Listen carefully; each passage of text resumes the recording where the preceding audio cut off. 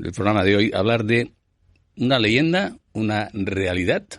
Lo que está claro es un tema que me encontré en los tiempos del confinamiento, aquel mes de marzo que empezó la historia. Pues buscando por San Google me encontré con este tema, muy curioso además, una leyenda del sillón del diablo. Y a partir de ahí me encontré con el autor de la novela. Es una novela negra, pero al principio de ella habla precisamente de la historia del sillón. Hoy nos acompaña Víctor Manuel del Pozo, autor de este libro, El sillón del diablo, editado por Grifos Publicaciones.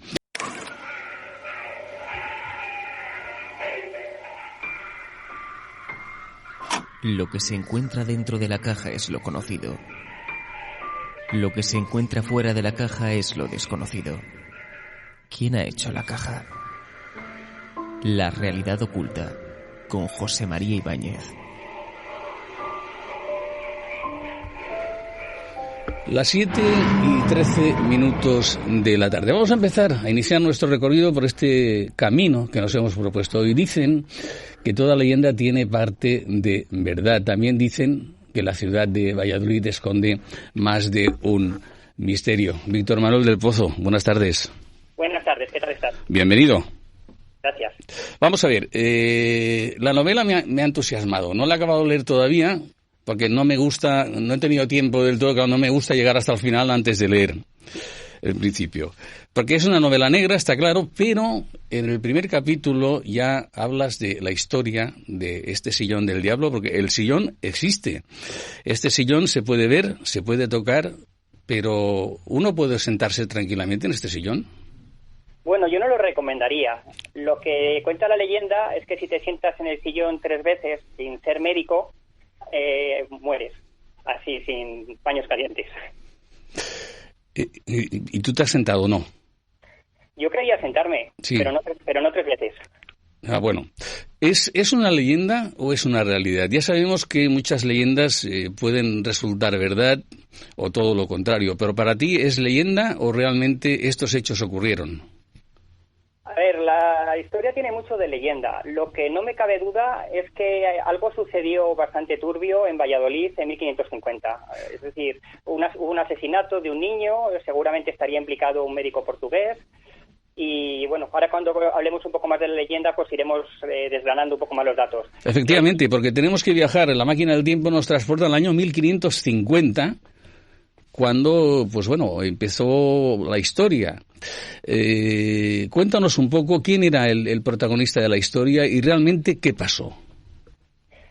El protagonista se llama Andrés de Proaza, es un médico portugués. Hay quien dice que tenía unos 20 años, 19, 21, año arriba y abajo, y era un estudiante de medicina. Hay quien dice que no, que era un médico ya consagrado, que formaba parte de los médicos de la corte y que había venido a estudiar una cátedra o un doctorado, perdón. Y bueno, el caso es que este hombre viene a estudiar a la Universidad de Valladolid y comete una serie de asesinatos. ¿Por qué comete esos asesinatos? Pues para poder explicarlo mejor, yo me iría hasta el siglo XIII, situaría el contexto histórico en el siglo XIII. Porque en el siglo XIII es cuando una orden de caballeros, los teutones, que eran primos hermanos de los caballeros templarios, descubrieron un método para atraer a sus muertos, a los caballeros que fallecían en mitad de las cruzadas, y lo llamaron el mos teutonicus. Este procedimiento, el mos teutonicus, consistía en coger el cadáver, despojarle de toda carne, quedarse con los huesos y hervirlos en vino. Y a las viudas o a las familias les entregaban eso, el esqueleto hervido en vino y en esencias. ¿Qué pasa? Que en 1299 el Papa Bonifacio VIII lo calificó de mos horribilis, porque decía que para que se pudiera producir la resurrección de los cuerpos, el cuerpo tenía que estar intacto, no se podía separar el cuerpo de la carne. Y creó una bula llamada de sepulturis, que lo que hacía era prohibir el desmembramiento de los muertos para llevarse los huesos y ser enterrado en otros lugares. Claro, esto lo hizo para acabar con el mos teutonicus, pero como efecto secundario fastidió a los médicos de la época, porque a partir de ese momento tuvieron que contentarse con estudiar medicina, con dibujos, ilustraciones, recreaciones en cera, pero no podían ver un órgano vivo o un cuerpo vivo. Y esto cambió en 1550, cuando Carlos I autorizó a un médico granadino llamado Alfonso Rodríguez de Guevara a crear una cátedra de anatomía. Se planteó a varios lugares, la Universidad de Alcalá de Henares, la Universidad de Salamanca, pero al final eligió la Universidad de Valladolid porque aunque entonces Valladolid era una villa, era la capital de la corte y era un poco la ciudad más cosmopolita, casi me atrevería a decir que incluso de Europa. Entonces, este es un poco el contexto. Muchos médicos, o por un efecto llamada, muchos médicos vinieron a Valladolid a estudiar medicina, porque era el único lugar de España donde podía estudiarse medicina con cadáveres reales, diseccionándose, viendo órganos reales, porque se autorizó dentro de la cátedra de anatomía a la disección de cadáveres. Y entre toda esta gente vino Andrés de Proaza.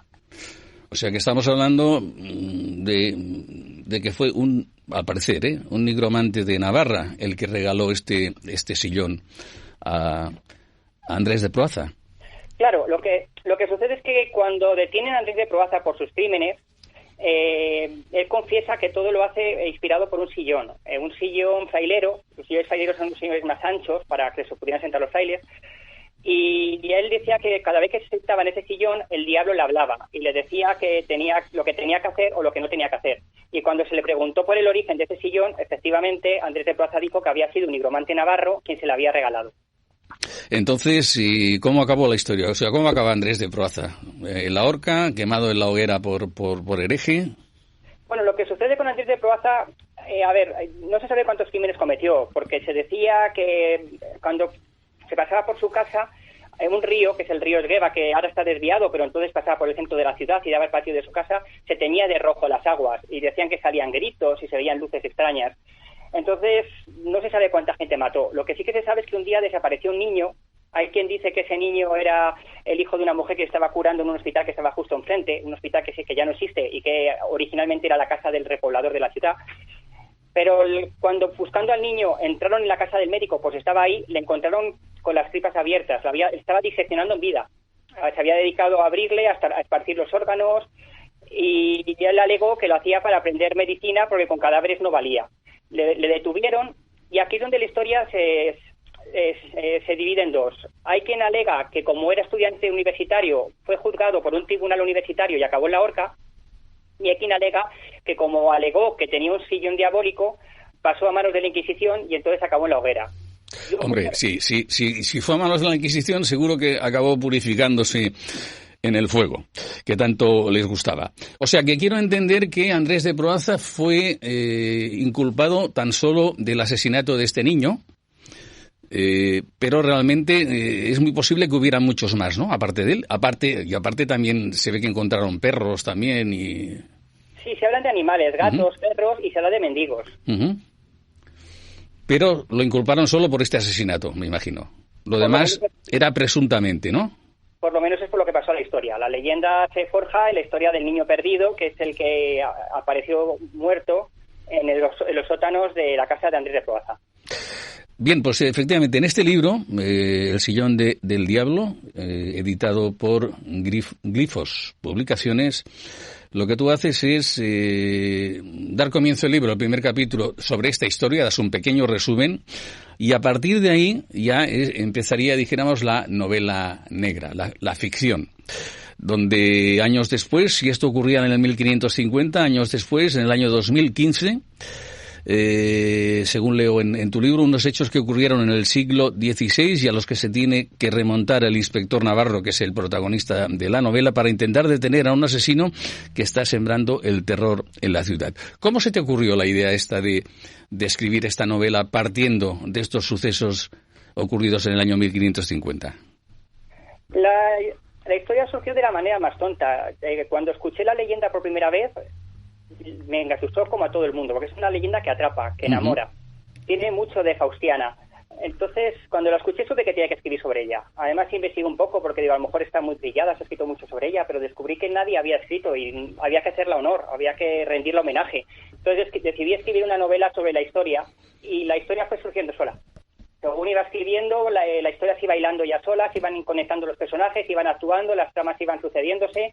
Y debo decir que me he convertido en un mero espectador. Lo único que he hecho ha sido escribir lo que he ido viendo. Y que, por cierto, ya está la segunda parte del libro, ¿no? O la continuación. Sí, El crimen de Cantera, que ha salido hace un mes, y está basada en otra historia con tintes de leyenda también de Valladolid, y se repiten los personajes de la parte actual. ¿Con qué personaje te identificas más en la novela? ¿El inspector Navarro, quizá? No, yo me identificaría más con Alfonso, que es el policía municipal. ¿Dónde podemos, por ejemplo, si ahora visitamos Valladolid, todos aquellos que somos amantes de las historias y las leyendas y demás, ¿dónde podemos visitar? ¿Dónde está el Sillón del Diablo? El Sillón del Diablo está en el Palacio de Fabionelli, que es donde está la sede del Museo de Valladolid, y se puede visitar allí, aparte de una exposición bastante interesante que hay, de todo lo que ha aparecido en la ciudad, pero sobre todo yo creo que lo que más busca la gente cuando va a Fabionelli es el Sillón del Diablo. Le vais a encontrar con un cordoncito rojo para que nadie se siente, y si nos fijamos, en las patas tiene unas argollas que demuestran que en el pasado estuvo colgado boca abajo de la capilla universitaria, como castigo. Suele ocurrir, sí. Castigado para que nadie se siente. De todas formas, ¿tú eres consciente o sabes si alguien se ha sentado en el sillón? Hay varias historias. Real no lo sé. Se dice que 2 bedeles de la Universidad de Valladolid se sentaron. Primero fue un bedel quien encontró el sillón en un sótano y, sin saber que era el Sillón del Diablo o que era el Sillón de Andrés de Proaza, pensó que sería cómodo para comer el bocadillo en él. Y lo usó durante 3 días. Al tercer día apareció un muerto sobre el sillón, de una muerte aparentemente natural. Nadie le dio importancia, le enterraron al bedel y contrataron un nuevo bedel para la universidad. El nuevo bedel se encontró el sillón ahí y lo que sucedió es que al tercer día volvió a aparecer muerto. Y fue cuando la gente se mosqueó y dijo, aquí está pasando algo un poco extraño. Investigaron la procedencia del sillón, descubrieron que era el Sillón del Diablo y lo colgaron poco abajo de la capilla de la universidad. Y luego se le levantó el castigo, por lo que he visto. O sea, ya lo volvieron a poner otra vez tal como estaba y está ahí expuesto además. Pero, curiosamente, la leyenda que habla de hay que sentarse 3 días. Si te sientas menos de 3 días no te pasa nada.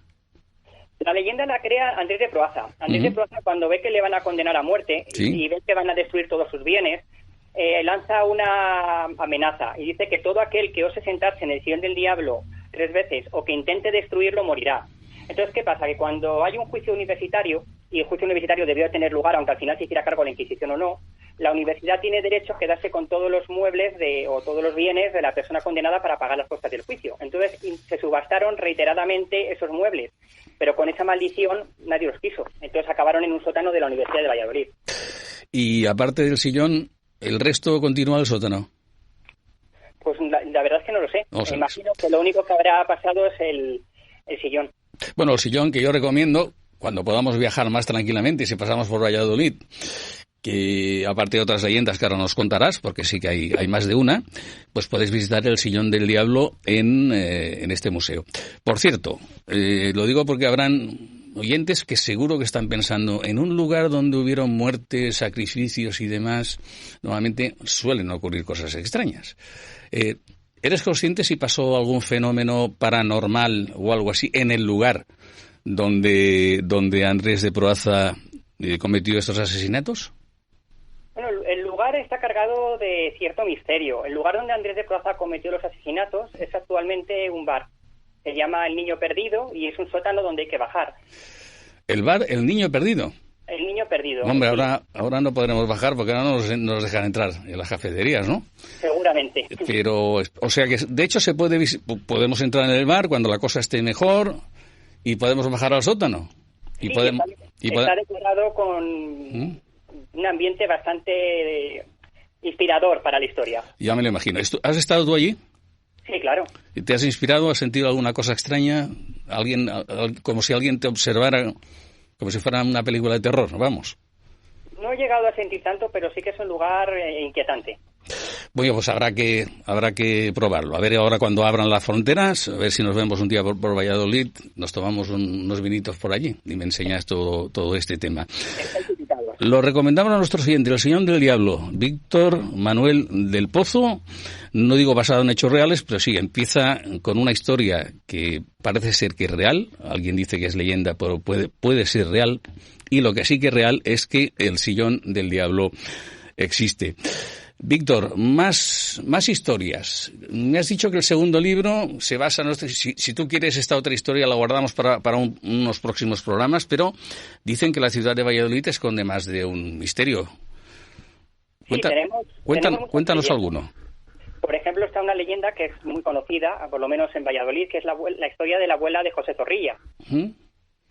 La abuela de José Zorrilla se llamaba Nicolasa y había fallecido antes de que José Zorrilla naciera, pero sin embargo el propio José Zorrilla, en uno de sus libros llamado Recuerdos del tiempo viejo, cuenta como siendo él un niño, había una habitación que siempre estaba vedada, nunca podía entrar, y un día encontró la puerta abierta. Tendría él 10 años, así. Entonces se acercó a esa habitación y se encontró una mujer mayor con una ancha falda de seda verde y le llamó y le dijo que se acercara. Entonces él se acercó y le dijo que soy tu abuelita, quiéreme mucho, hijo mío, y Dios te iluminará. Entonces corrió el niño a contárselo a su madre y su madre le dijo, está la abuelita arriba. Y la madre dijo, mi madre, imposible, no ha venido hoy. Y no encontraron a nadie por ningún lado. Y la cosa quedó en una gamberrada del niño. Y cuando José Zorrilla tenía 16 años, se encontraba en su pueblo de Torquemada, en un sótano, recogiendo cosas de su padre, y encontró un viejo retrato de esa mujer con ese vestido verde a la que él había visto de niño. Y dijo, esta es la mujer a la que vi de niño. Y fue su padre que dijo, esta es mi madre que había fallecido antes de que tú nacieras. Curiosamente, una bonita historia. Por cierto, historias al margen. ¿Algún lugar así donde hayan ocurrido cosas extrañas, aparte del que hemos comentado ya, de donde estaba el hogar de Andrés de Proaza? ¿Algún lugar donde, no sé, de fenómenos paranormales o historias de estas? Pues en la casa de José Zorrilla, con la historia que cuento, los que trabajan allí siempre cuentan que se mueven cosas y que han tenido ciertas experiencias. ¿Has vivido tú alguna? No he estado el tiempo suficiente. Yo cuando he ido a la casa de José Zorrilla siempre he ido de visita, pero por ejemplo en la novela, en El Sillón del Diablo, narro un capítulo entero, narro la historia y lo narro ahí como una especie de experiencia paranormal. Víctor Manuel, ha sido un placer tenerte con nosotros, gracias por estar, y ya pasado el año que viene, ya sé que esto del año que viene suena aquello como si estuviera muy lejos, ¿no? Pero el año que viene, fíjate, lo tenemos aquí mismo. Pues el año que viene, si te parece bien, pues te llamaremos, hablamos de tu segunda novela y seguimos con algunos enigmas y misterios de Valladolid. Por cierto, ¿alguna cosa en preparación? Si lo puedes decir. Sí, tengo otro libro que está a punto de ver la luz, no porque acaba de ver a luz El crimen de Canterac, pero sí, hay más libros en camino. Víctor, un placer tenerte con nosotros, gracias por estar y nada, feliz fin de año y próspero año nuevo, como se suele decir. Un fuerte abrazo y hasta muy pronto. Hasta luego. Venga, hasta luego.